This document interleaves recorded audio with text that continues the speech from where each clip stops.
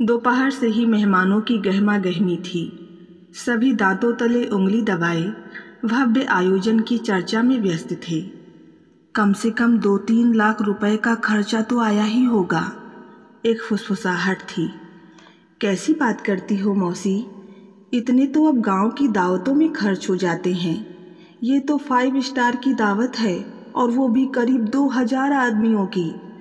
एक खनकती आवाज़ ने अपने समसामयिक ज्ञान का बोध कराया। अब भैया ये न मनाएंगे ऐसी मैरिज एनिवर्सरी तो क्या हम मनाएंगे? इनके शहर में ही तो 400 साल पहले एक बादशाह ने वक्त के माथे पर ताजमहल का अमिट तिलक लगाया था। डाह से भरा कुछ फटा सा स्वर गूंजा। सही बात है, जहाँ पलो बढ़ो वहाँ की आबो हवा का असर तो पड़ता ही है। जितने मुंह उतनी ही बातें सुनाई दे रही थी और पास ही के कमरे में अपनी सिल्वर जुबली पार्टी के लिए तैयार होती खुशबू के कानों में भी पड़ रही थी। उसने सोचा, ठीक ही तो कह रहे हैं सब। अखिल मेरे अरमानों की कब्र तो शादी की पहली रात को ही खोद चुका था और पिछले 25 वर्षों से मेरी भावनाओं को लगातार पत्थर करके उस कब्र पर मकबरा भी बना रहा है। अगर तथ्यों की बारीकियों में जाएं तो ताजमहल के हर पत्थर पर भी फरेब की ही इबारत लिखी दिखाई देगी, मोहब्बत की नहीं। खुशबू के मन में पिछले 25 वर्षों से बर्फ बनकर जमी वेदना आर्द्र होकर बाहर निकलने को व्याकुल हो रही थी। उसका मन हो रहा था कि वो इस दुख को अपनी आवाज़ बना ले और दुनिया को चीख चीख कर बताए कि हर चमकती चीज़ सोना नहीं होती। यहाँ तक कि संसार भर में मोहब्बत का प्रतीक माने जाने वाले ताजमहल की हकीकत भी घिनौनी ही है। आज खुशबू और अखिल के विवाह के 25 साल पूरे हो चुके थे। खुशबू ने ब्यूटिशियन को पेमेंट देकर विदा किया और आदम कद दर्पण में खुद को निहारने लगी। अखिल ने आज के दिन के लिए शहर के सबसे नामी ड्रेस डिजाइनर से ख़ास तौर पर साड़ी तैयार करवाई थी। दर्पण में खुद का रूप निहारने पर मन गर्व के सागर में गोते खाने लगा। अनायासी वो दिन याद आ गया जब उसने 25 साल पहले इसी तरह तैयार होने के बाद खुद को इसी दर्पण में निहारा था। फ़र्क था तो भावनाओं का। तब मन में पिया मिलन की लहरें हिलोरे ले रही थी और आज 25 साल पहले सुहाग रात को हुई उसकी ख्वाहिशों की लाश का रंज टीस रहा था। थकने लगी थी वो अब ये सब बर्दाश्त करते करते। मन करता था कि भाग जाए कहीं, सबकी निगाहों से दूर, कहीं बहुत दूर, किसी ऐसी दुनिया में जहाँ वो सुकून की सांस ले सके। शादी से सिल्वर जुबली तक के सफ़र में कितने ही ज्वार भाटे आए थे। वो आज वरमाला के दिन से कहीं ज़्यादा खूबसूरत लग रही थी। 25 साल से रिश्ते की कड़वाहट का जहर पीती रही थी। मन इस जहर की कड़वाहट से संतृप्त हो दम तोड़ने को छटपटा रहा था, मगर तन वो तो बेशर्म बनकर और निखरता चला गया था। तभी दरवाजे पर दस्तक की आवाज़ ने खुशबू के मानस पटल पर चल रहे अतीत के चलचित्र में विघ्न डाला। जल्दी से बाहर आओ माई लव, पार्टी शुरू होने का समय हो चुका है। अब तक तो ज़्यादातर मेहमान होटल पहुंच चुके होंगे। अच्छा नहीं लगता कि हम स्टार्स ऑफ द इवनिंग होकर भी सबसे बाद में वहां पहुंचे। अखिल ने कमरे में दाखिल होते हुए खुशबू से कहा। अखिल अपने चचेरे भाई विनय के साथ दूसरे कमरे में तैयार होकर आया था। लोग उम्र के साथ ढलते जाते हैं, मगर भाभी जान, आप तो उम्र के साथ पुरानी शराब की तरह दिलकश होती जा रही हैं। विनय भी अखिल के पीछे पीछे चले आए और आदतानुसार उन्होंने मुगलिया अंदाज में सीधा हाथ अपने माथे पर रखकर थोड़ा सा बाअदब मुद्रा में झुकते हुए कहा, इससे पता चलता है कि जागीरदार ने अपनी जागीर की हिफाजत में बड़ी ही एहतियात बरती है। अखिल खुद की तारीफ करने का कोई अवसर व्यर्थ नहीं जाने देता था। खुशबू पर उनकी बातों का कोई असर हो रहा है या नहीं, इसकी परवाह किए बिना दोनों भाई अपनी ही बातों पर जोर जोर से कह लगाने लगे। घर में आए हुए सारे रिश्तेदार भी अब तक होटल जाने के लिए निकल चुके थे। होटल और घर की दूरी महज 1 किलोमीटर की थी, मगर अखिल ने सबकी सुविधाओं को ध्यान में रखते हुए किराए की कई कारों का इंतजाम कर रखा था।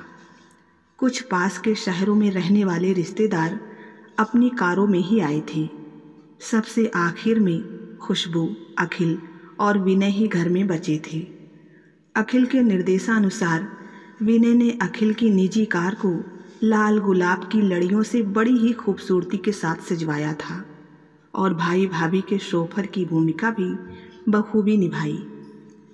होटल के रिसेप्शन हॉल में घुसते ही भव्यता की रंगीन चकाचौंध ने खुशबू की बुद्धिमत्ता का हरण करना शुरू कर दिया और वो रंगीन चकाचौंध कुछ पल के लिए उसके जीवन के काले यथार्थ पर हावी होने लगी।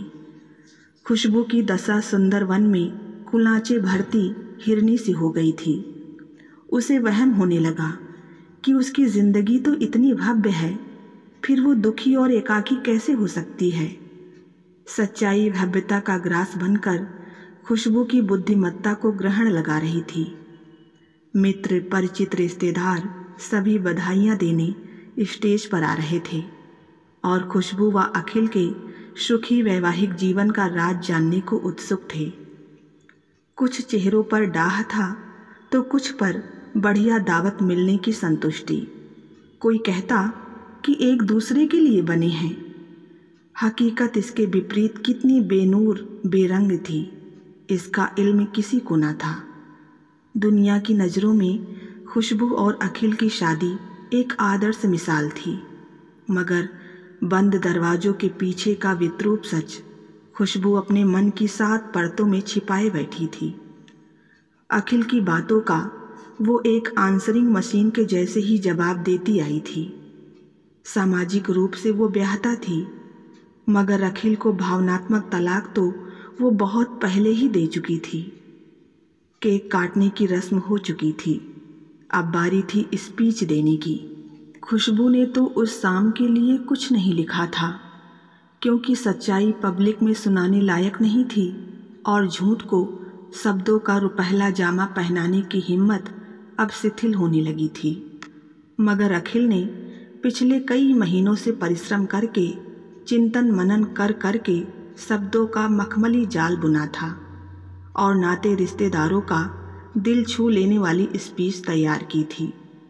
उसने बड़े आत्मविश्वास के साथ स्पीच देना शुरू किया।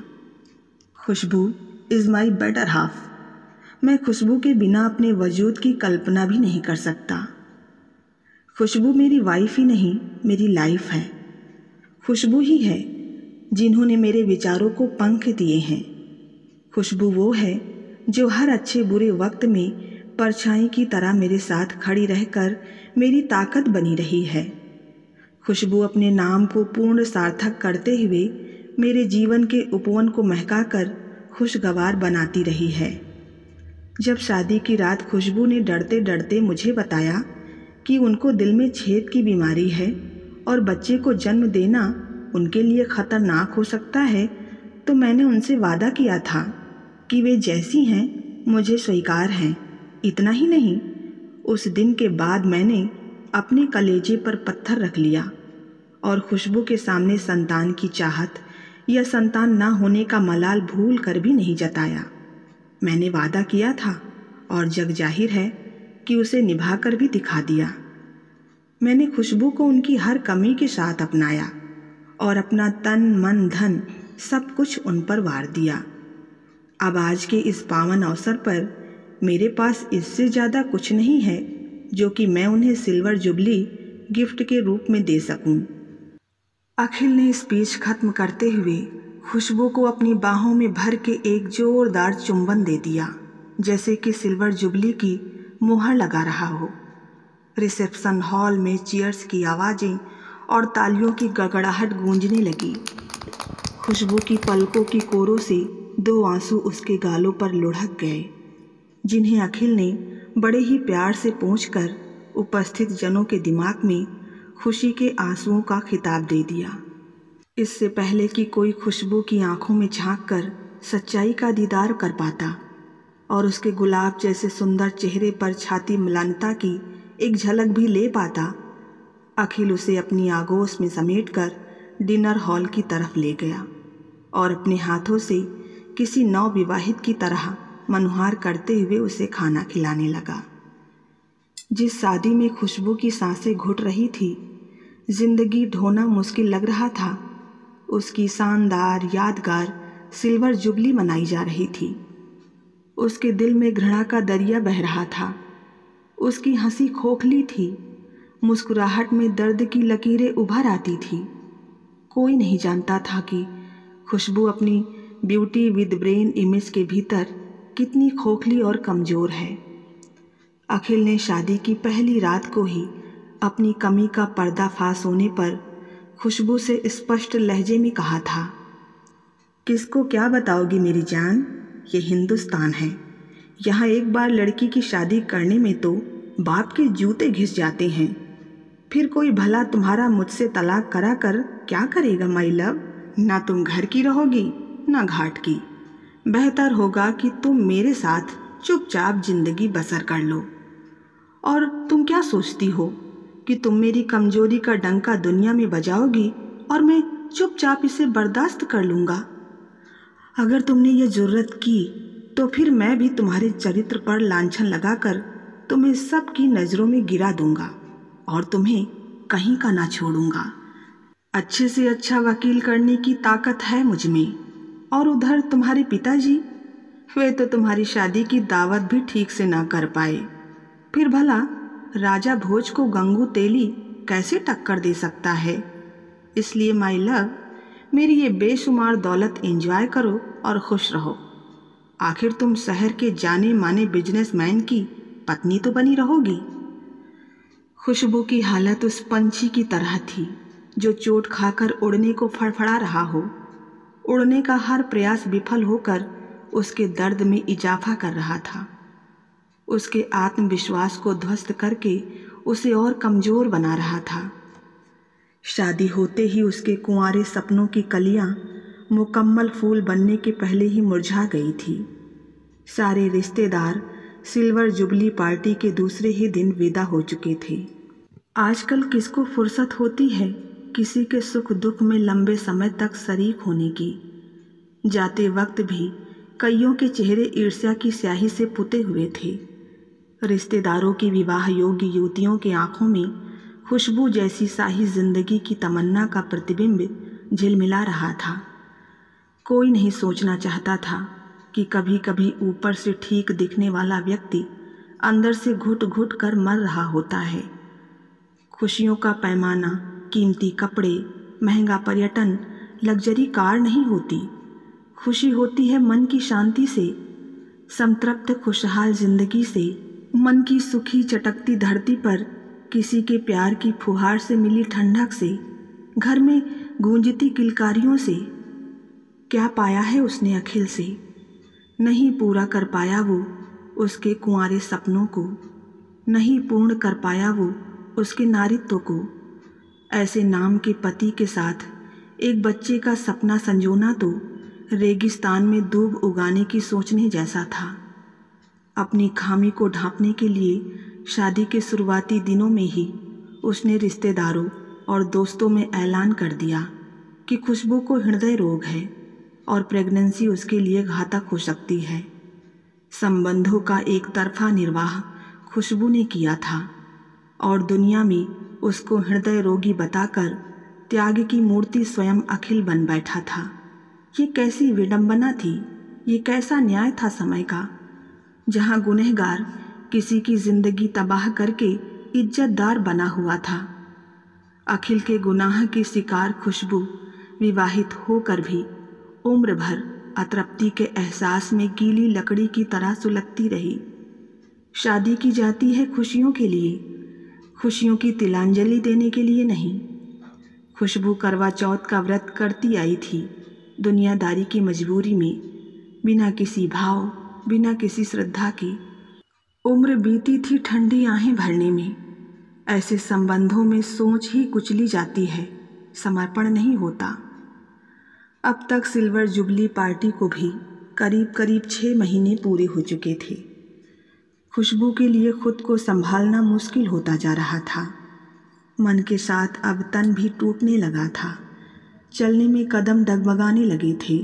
हाथों के कंपन से मन की कमजोरी छिपाई न छिपती थी। उस शानदार सिल्वर जुबली की शहर में चर्चा पर अब धूल जमने लगी थी। सबके लिए जिंदगी कम या ज़्यादा बदल ही रही थी, मगर खुशबू का जीवन उसी ढर्रे पर चल रहा था, सदा की तरह। तन्हा दिन, लंबी काली उदास रातें।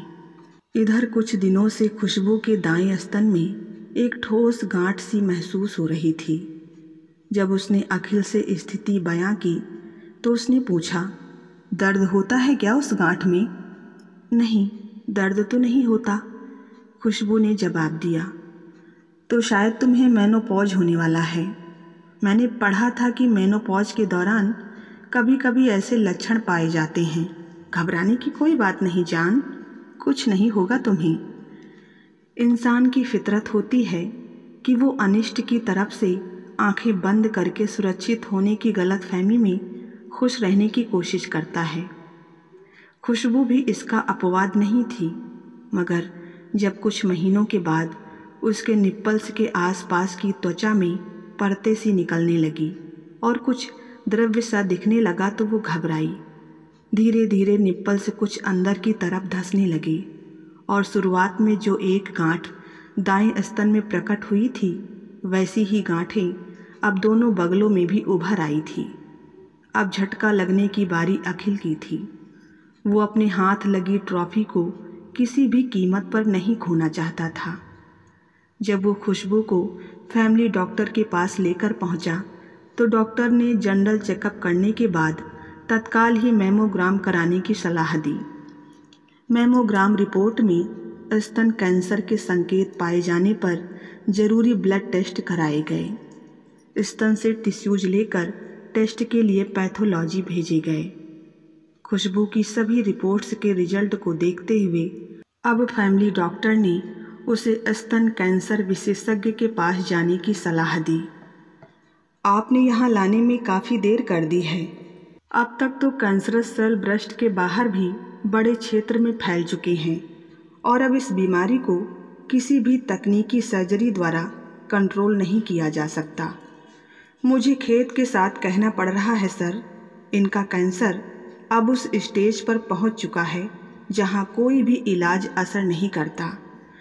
डॉक्टर ने सारी रिपोर्ट्स का सूक्ष्म निरीक्षण और खुशबू का पूरी तरह से चेकअप करने के बाद अखिल से कहा। उस रात घर वापस आकर अखिल और खुशबू दोनों सो न सके।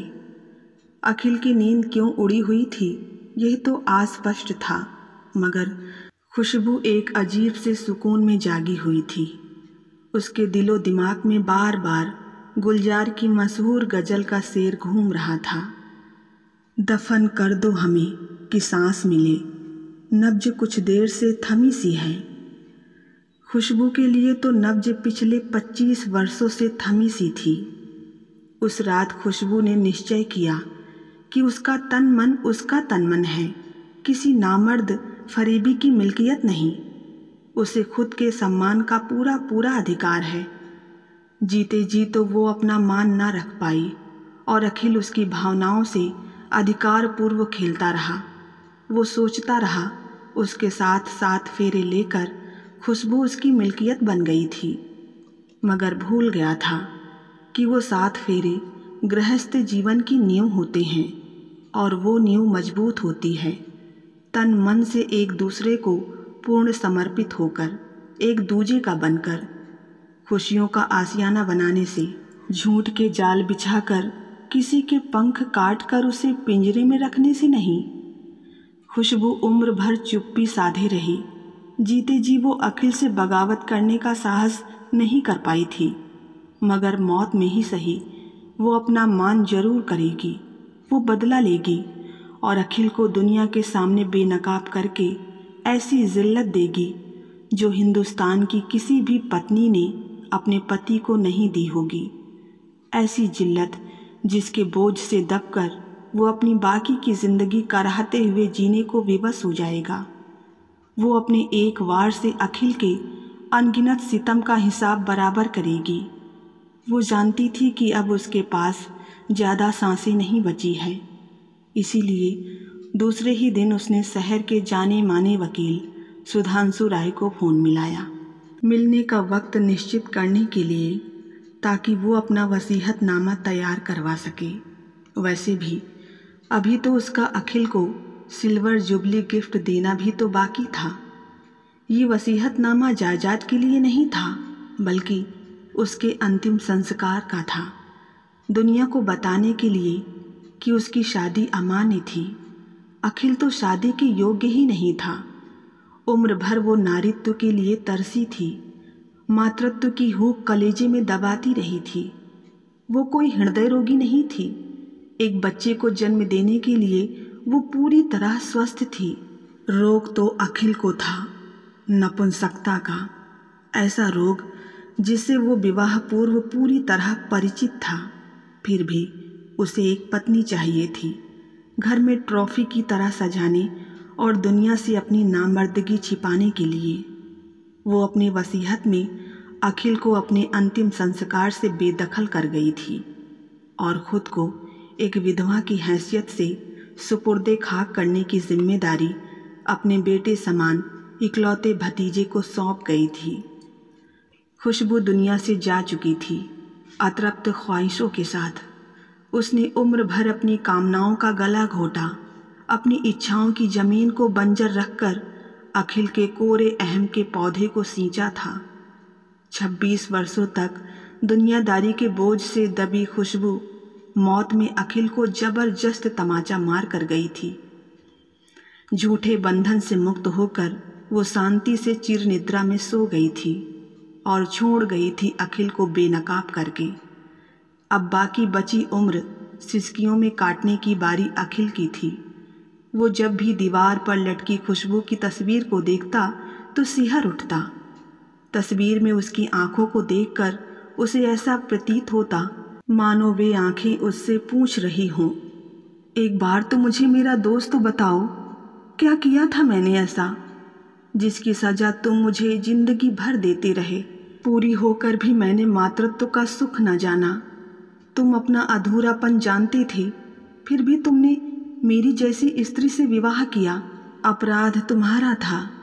तुमसे विवाह करके आहें मैं भरती रही, दिल मेरा जलता रहा। अखिल की रातें अब बिस्तर में करवटें बदलते हुए कटती थी। उसे याद आती हर सुबह खुशबू की रोई हुई उनींदी आँखें।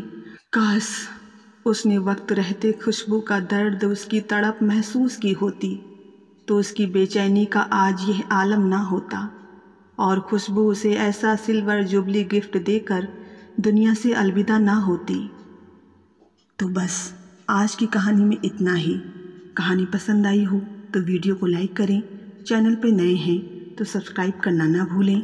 मिलते हैं नई कहानी के साथ, तब तक के लिए धन्यवाद।